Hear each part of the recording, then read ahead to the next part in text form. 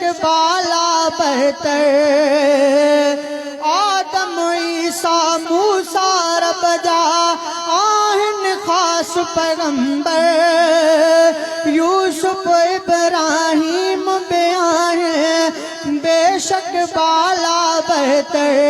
लेकिन मुंहिंजा प्यारा साईं तू आ सब खां बेहतर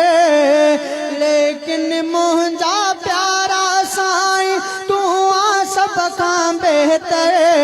तो जहिड़ो को जनाब नया तो जहिड़ो को जनाब नया तो जहिड़ो को जनाब नया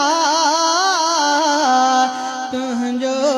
को जवाब नया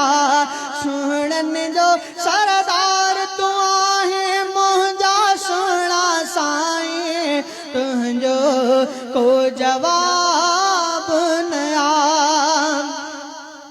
तुंहिंजे इशारे चंड टुकर थियो पत्थरन भी ॻाल्हायो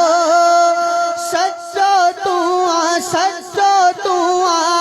जानवरन भी ॿुधायो तुंहिंजे इशारे चंड टुकर थियो पत्थरन भी ॻाल्हायो सचो तू आ जानवरन भी ॿुधायो तुंहिंजे कुर्ब में मुंहिंजा आका जेको माण्हू आयो तुंहिंजे कुर्ब में मुंहिंजा आका जेको माण्हू आयो उन लाइ को अज़ाब न उन लाइ को अज़ाब न तुंहिंजो को जवाब न हियो हमादुल्लाह सदा तो तुंहिंजी सना पियो ॻाए सुहिणा सुहिणा लफ़्ज़ ई ॻोल्हे शेर सना में तो ठाहे ॾींदे वठी अल्लाह खां माफ़ी मूंखे यकीन ई आहे ॾींदे वठी अल्लाह खां माफ़ी मूंखे यकीन ई आहे ॿियो मुंहिंजो को सवाब न तुंहिंजो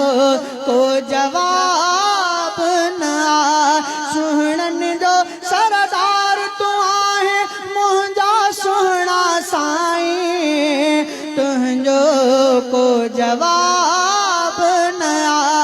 तुंहिंजो को जवाब न तुंहिंजो को जवाब न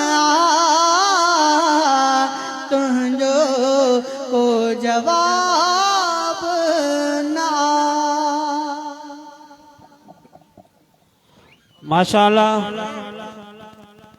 हिन वक्त